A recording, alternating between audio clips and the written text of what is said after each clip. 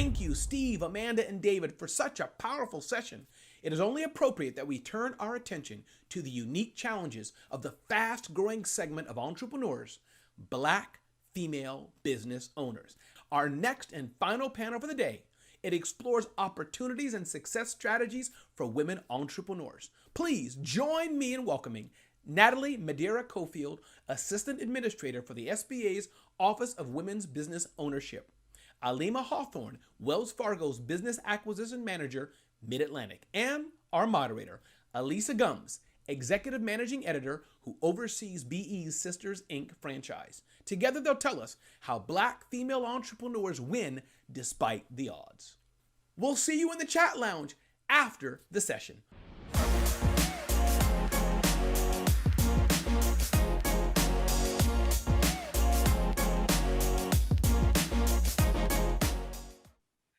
Hi, I'm Alisa Gumbs, the Executive Managing Editor of Black Enterprise and host of our Sisters Inc. podcast. Welcome to Winning Strategies for Black Women Entrepreneurs.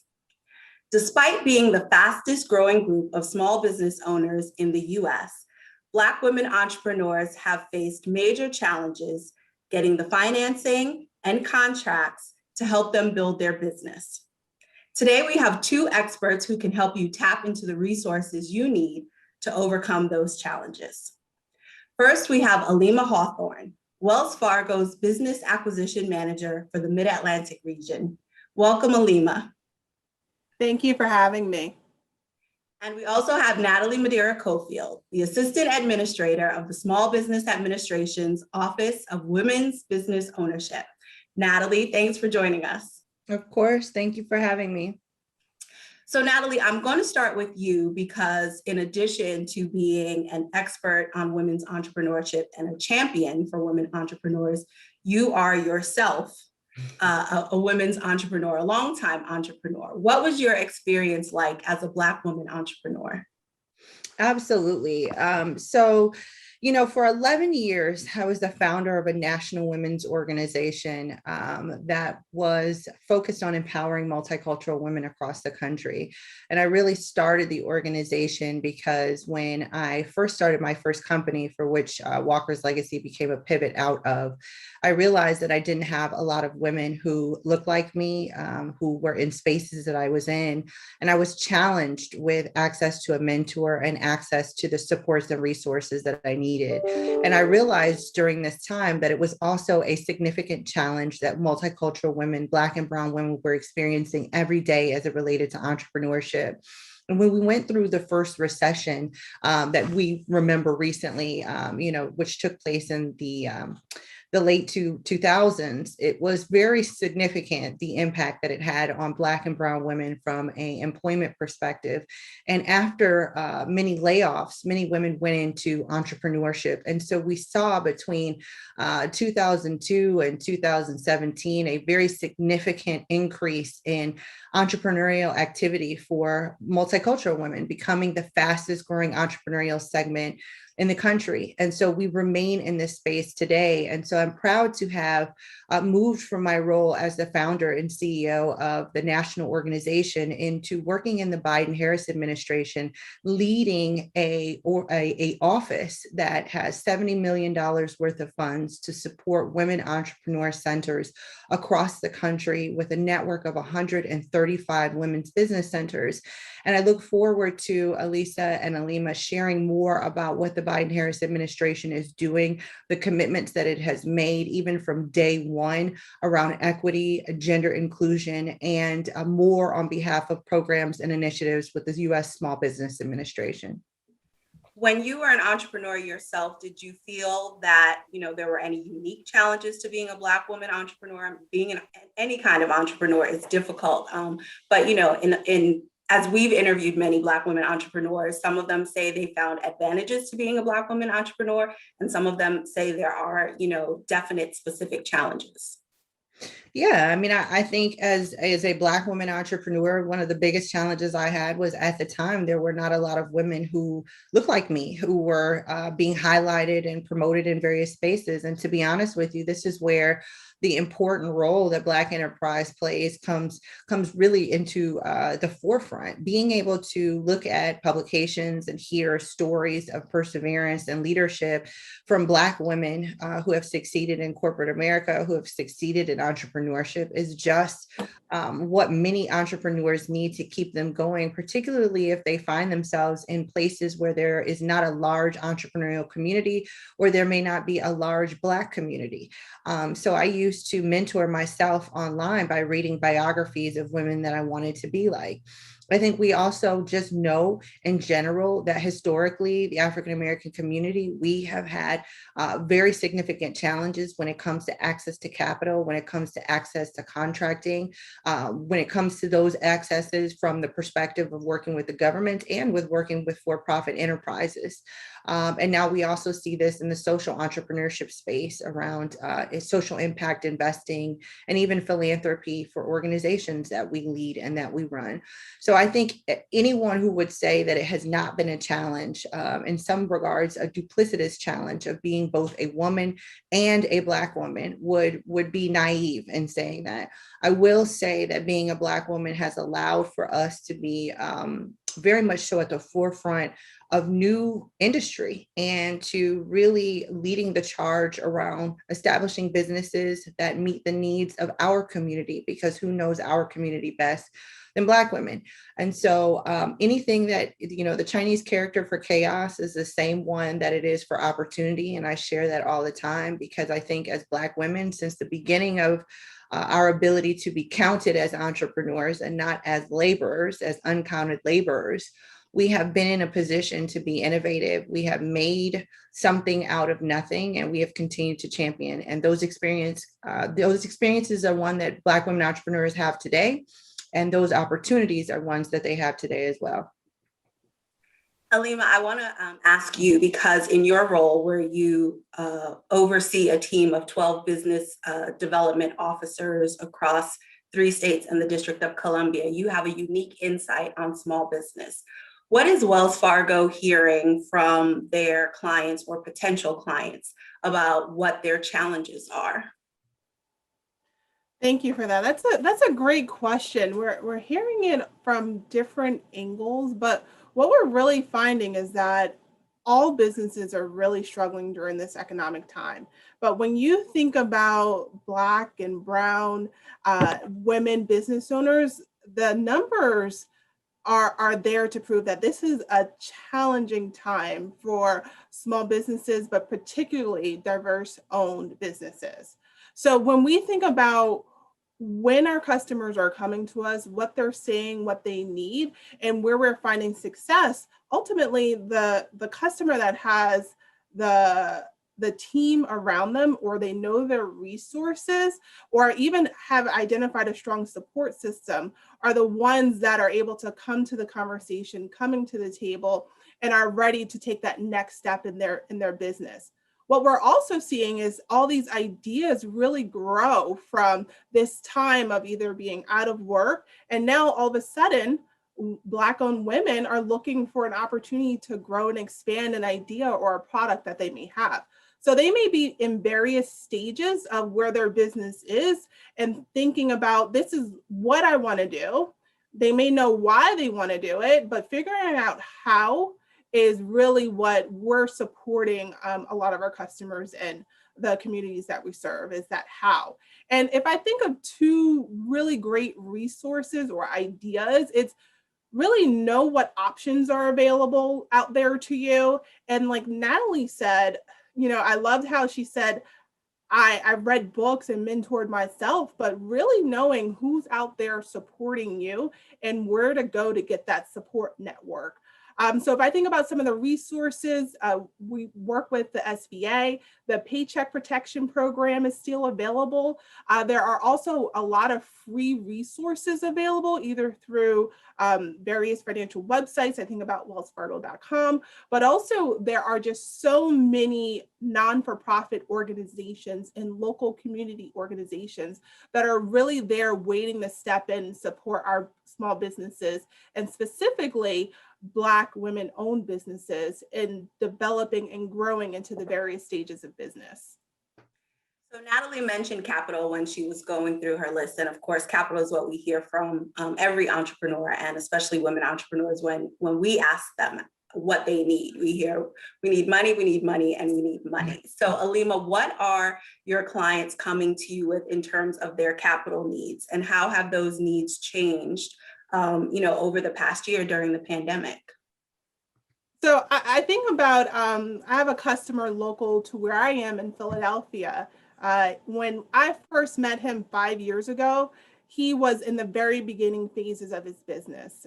He was thinking about, he had this idea, he had it established with the federal and the state government, and now he was just looking to provide different services to support that customer. And he was in the very beginning stages of his business. I actually had a conversation with him 3 to 4 months ago, where from that 5-year mark till now, he has grown into an $8 million business. And so his needs were very entry level when he first started the initial conversation with our financial institution. It was, I need to set up a bank account. I need to figure out how to pay the people that are working for me. And I also need to figure out how to pay my vendors. Now we're having conversations about, how do I purchase a commercial space to support the growth that the business is having? So if I think about what our customers are coming to us, it really depends on what stage that they're in. If I look at that customer 5 years ago, he was in that startup phase, in that growth phase. And really the conversation was how, right? How do I set up an account? How do I pay my vendors? How do I collect funds? Where today it's, I know how, but this is what I want to do. And I need you to support me in that venture and that what, and that growth phase and expansion. So when we think about what's available for our customers on a financial need, not only does our institution and other financial institutions offer services and products that support the growth of a business, but you can also go to local programs as well. So you think about the CDFIs, or community development financial institutions. These are small local banks or credit unions, and they can even be nonprofits or development venture capitalist funds that are there to support African-American, Black American community and developing it out and supporting those small business owners. We have here in Philadelphia, the Enterprise Center, which is a great organization that we partner with locally, and that also partners with Black African-American business owners to provide access to capital. So if the larger financial institutions are not the right fit for you right now, you may either want to start establishing a relationship, but also look to your community and available resources to determine what you need to get to where you want to go. Natalie, I also want to ask you about the effects of the pandemic. A lot has been written about this quote unquote she session, where a number of women have either been pushed or pulled out of the workforce during the pandemic. But not so much has been said about the pandemic's effect on women entrepreneurs. What have you been hearing? Yeah, I mean, just in general, there was a recent study that came out that said that 1 in 4 women feel that they are economically worse off because of the impact of COVID.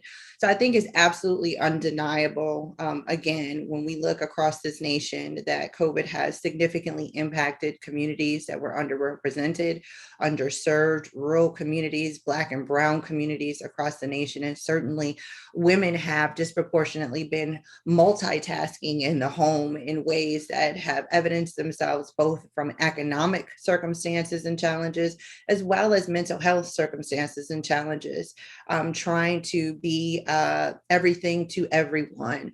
So I want to actually just share a couple of things, with this administration, recognizing that women are playing a duplicitous role of being a primary caregiver, particularly for Black women, where we see that 80% of our households households are led by a primary income breadwinning Black woman, to make childcare more affordable.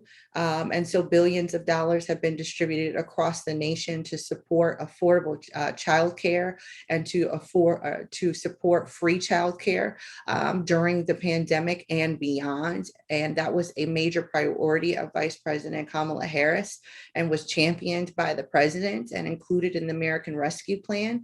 I will also say, from an entrepreneurial perspective, we're seeing it on all fronts. When we looked at the Black business community, the most recent study that came out was one that was done this summer that said that nearly 40% of Black businesses would not survive the COVID pandemic, when we know that nearly 60% of Black businesses are started and run by Black women. We can do the math to say that this is obviously impacting Black women entrepreneurs on both sides, impacting them from the perspective of those who have had existing businesses and the challenges that they are going through to try to navigate this terrain, both personally and within their companies, as well as those entrepreneurs who are seizing this moment to build tech-enabled businesses to take them into what we would consider to be the COVID-proof era, where you are no longer 100% dependent upon people walking into your storefront, but you have an online digital component to your business that allows you to be able to maintain operation despite circumstances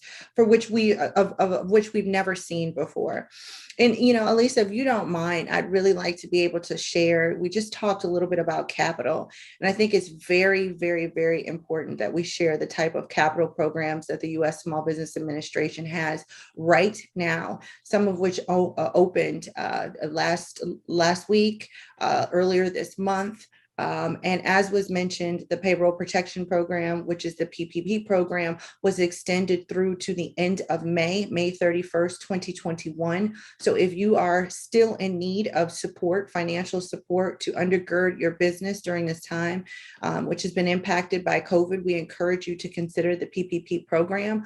When the Biden-Harris administration came into office, they made a number of changes around that program, including ensuring that the second round of PPP funds that were released after January 20th were made available to businesses that had fewer than 20 or fewer employees, that we made access to this capital available to those who still have student loan debt that has not been paid, which again impacts Black and Brown communities disproportionately, that we also made this capital available to those who may not have Social Security numbers if they can provide a tax identification number for their small business.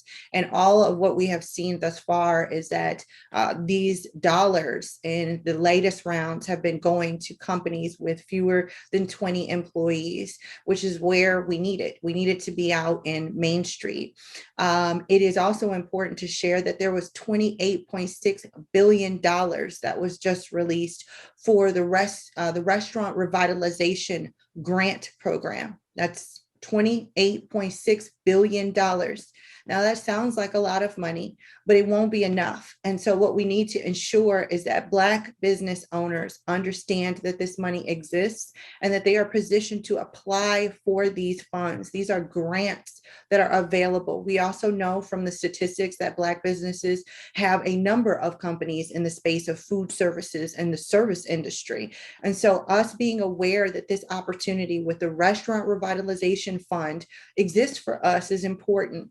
This is also a program that the Biden-Harris administration is making available for the first 20 days to go towards businesses that fit into the following categories: underrepresented, socially or economically disadvantaged, women or veteran businesses, to ensure that they have the equal footing that they need to be able to get access to these funds, and then have learned from the PPP program and have made changes to making the application process available before you actually apply.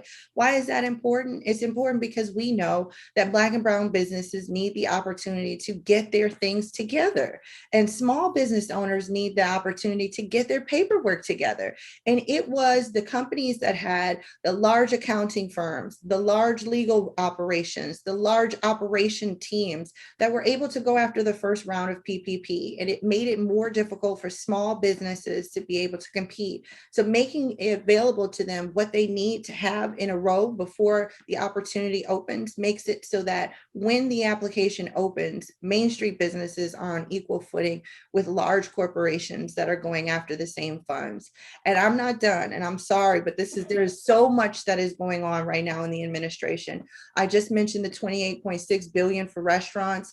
There is another 5 billion that just came out to support and undergird the economic injury and disaster loan program, the EIDL loan program, where people are receiving $10,000 in EIDL grants up front and then have access to up to $500,000 in financial capital if your business has been impacted by the COVID pandemic.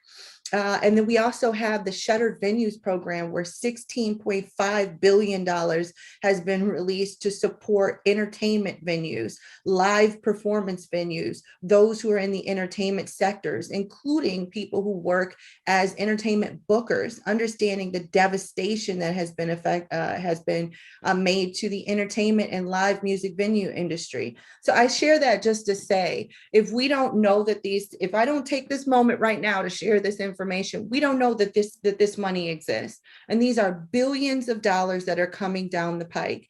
And for organizations that are doing work to support minority communities, underrepresented communities, $100 million is coming down for the Community Navigators program. This is public information. And when I say these numbers, these are huge, astounding numbers. And these are all included in legislation. And when we read this legislation, we see where the money is going. And I think it's important for us to publicly share in every forum possible that this money exists for the American public, for American small businesses, and for the context of our conversation today. We want to make sure that Black women entrepreneurs, that Black entrepreneurs have access, and we know that knowledge is power in that context. I want to thank you both for transitioning us into the resources part of it, because that's where we were going to get to next. But before my questions, Natalie, you just gave out a ton of information about a lot of money that is available. Is there a place that our audience of Black women entrepreneurs can go to find out more about those specific grants that you just mentioned? I want to put that out there now for them. Absolutely. So just go to sba.gov, and there is an entire section of the website that is focused on disaster relief. And these are just programs that are focused on how to recover from COVID. But we also have microloans, 7A loans, 504 loan programs for which we work with institutions like Alima's to ensure that American small businesses have access to capital 365 days of the year. So Alima, as we're talking about resources, what products and programs does Wells Fargo offer that Black women entrepreneurs can take advantage of now if they, need capital for their business?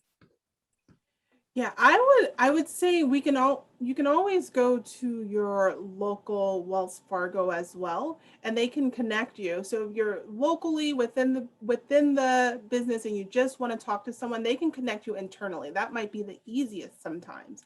But if you go to wellsfargo.com, we have our Open for Business Fund. You can find out more information around there. We also have an additional free resources that are available for small businesses as well. So I would start with our local branches as well as visiting wellsfargo.com, type in Open for Business Fund, and there's a lot of resources available for our small business community. And Natalie, you've already given us some information about what the current administration is doing, what the SBA is doing, but I would like you to spend a little bit of time talking specifically about what your office is doing. And you mentioned earlier the grant money. There is, I believe, $70 million being made available in federal grant making for women-led businesses. And also you have a network of 140 women's business centers across the country. So if you could tell our audience about those two programs specifically and how to take advantage of them. Yeah, so the Office of Women's Business Ownership is actually the only office in the federal government that's focused across intergovernmental women's entrepreneurship. So looking at every agency and ways in which we can improve access to contract opportunities for women entrepreneurs and access to capital. And it sits within the Small Business Administration. Our office funds 135 women's business centers in 135 cities across the country, from rural America to major cities like Brooklyn and New York City and Los Angeles, to provide centers for women to be able to gain training, counseling, advisement, and export-import contracting services for their small businesses. If you are ever looking for a women's business center in your network, you can always go, or in your community, you can always go to sba.gov again and just put in women's business centers to find out where the women's business center programs are. The Women's Business Center actually, our network actually just awarded another 20 awards to women's business centers across the country, creating the largest center network in the history of the Small Business Administration right now. And this is a historical moment to have come on board to lead the charge. We have 5 HBCUs for which we have partnered to establish women's business centers on their campuses. And more is to come. I can't speak about all of that right now, but I say just stay tuned. We provide nearly $25 million in core grant funds, and as a result of the CARES Act, roughly $50 million in support to our women's business centers from the perspective of aiding them in advancing efforts around supporting women entrepreneurs through the disaster recovery, which is what brought us up to the 70 million. But I will say, stay connected to the Office of Women's Business Ownership for programs, initiatives, and my job is to be a voice for the 12 million women businesses that exist across the country. The other thing I will say too in this role, which Lisa, you mentioned is new for me, right? Coming from where I was before, where I founded something that was really just one of the highlights of my life. And I'm so proud to see that it continues to grow and expand as I've moved into the administration to do my duty for the country, really at a time where when we talk about women entrepreneurship, we should ensure that we are also talking about multicultural women. And so this was the time to come into the administration to make sure that our voices were heard and our voices were really a part of the forefront of that conversation. I lead the Equity Task Force for the Small Business Administration, which also means looking at all of our programs to determine whether or not we are actually engaging in the communities that we need to, in the ways that we need to. And this is coming out of President Biden's executive order that he signed on the day he walked into office, which was the Equity Executive Order, where he has asked all federal agencies to take a look at every service and program and ask themselves, how can we better engage with communities that have been underserved across the nation. And then he also established the Gender Policy Council, for which I serve as the voice of women's business on. And I will say, even within the Gender Policy Council, for the sake of our conversation today, there is so much discussion on the intersectional nature of what it means to be a multicultural woman in this country and how that impacts everything from our parity with health to our parity to access to education and economic opportunity. So I'll just say this: there are so many amazing Black women working in this administration, literally looking from the vice president's office on over. It's an honor and an absolute privilege to be able to serve the country in this capacity. And I encourage you to stay connected to our office. And the 70 million in federal grant making. We don't leave numbers like 70 million unspoken. Too.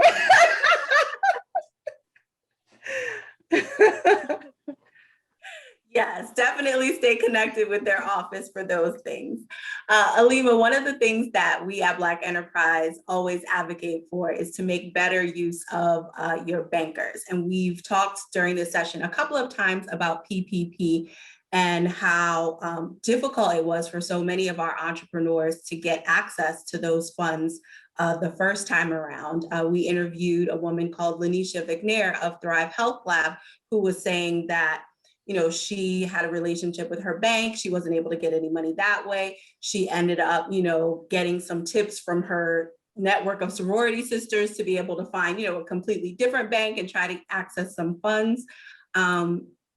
Too often, we as entrepreneurs don't build a relationship with our banker until after we need it. So can you give everyone out there some tips on how to build a better relationship?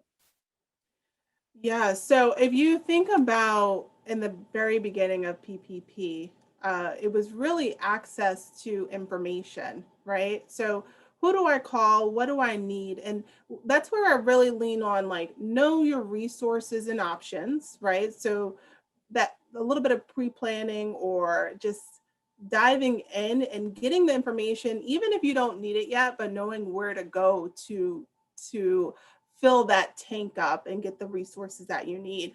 But also identify your support network. And your banker is part of your support network. So whether you're in the startup phases or you're in this transition phase of where your business is, you want to have continuous conversations with your banker. And it doesn't have to be that I need a new account. It could be, I'm thinking about buying a new location for my business. What is it that I need to think about in order to get funding for that commercial space? Thinking about our taxes, I had a recent conversation with a customer here, and we were looking at their tax return. We had a conversation with their accountant. We had a conversation with their lawyer so that we're all on the same page and we can come behind this customer and support them where they want to go to the next space and the best way to navigate a financial institution such as Wells Fargo. So with that, we were able to really support the accountant, make sure that the tax returns were accurately done and that they really supported where the business was. And then we were able to go to our underwriting team and really support where the customer was, where they're going, and how Wells Fargo can best support them. That's one of the transitions, but even if it's just a simple conversation of how do I have a nest egg? How do I grow that nest egg, right? Or I want to pay my employees. How do I begin to pay my employees? Your banker could be a resource and a connection to so many other possibilities within the community and within their own internal and external network. So I would say when you're looking to identify your support network, I would say with 100% assurance that your banker should be part of that conversation. Well, you both have shared so many resources with us so far today, but this is called Winning Strategies for Black Women Entrepreneurs. So as the last word, I'm going to let you give your advice, your best advice for how Black women can win, especially in the current business environment. Alima? I think that my advice would be just to stay ready. Be ready for the next opportunity that comes. So even if you're in the very beginning phases, start collecting the information, start understanding your resource, build that team around you that's going to get you to where you want to go so that when the opportunity comes to make the next best move in your business, you are ready. You know who to call, you know who you trust, and you know that they're going to give you sound advice to take that next step confidently. And Natalie? I would say just even from a personal perspective that in life, we should always be financially prepared for the unforeseeable moment. And I think COVID has really made it a lot more clear that us saving our money is critical and important for everything that we want to do. And so I would just say that find ways to be as meticulous about saving for the growth of your business and saving for your own personal well-being as possible. And that type of safety net will make you feel more confident as you continue to go out to explore new ways in which you can grow your business. Particularly during a moment like this. And the last thing I would probably say would be to ensure that whatever you do, that you think about how to embed technology into it so that if ever a circumstance like this happens again, that you are able to continue your business operations smoothly and we're prepared for what we are already in, which is the next iteration of the 21st century. There have been so many resources shared today. For more information from our speakers and our sponsors, check out our event hub, which has all of that kind of stuff. And I want to thank you both, Alima and Natalie, for all your information about how women can grow their businesses, and especially now, with this advice, how they can pandemic-proof their businesses to make sure that, we have successful businesses that stick around for a long time. Thank you. Well, it's a wrap for our Small Business Summit. I hope you gained the strategies and tools to help finance your company, identify contracting opportunities, innovate using new technology, and access corporate DEI to your business advantage. I would like to thank our A-team of speakers for delivering relevant and actionable guidance so you can position your company for growth and sustainability. I would also like to recognize and extend our appreciation to our sponsors, Bank of America, Merck, and Wells Fargo, for making their investment in our summit. Lastly, I would like to thank you for attending our event and being a great audience. If you missed any of these valuable sessions, we have made all summit content available on demand on blackenterprise.com. Once again, thanks for your participation, and be on the lookout for our upcoming 40 Under 40 Summit in 2 weeks. In closing, stay safe, stay strong, and continued success with your business pursuits.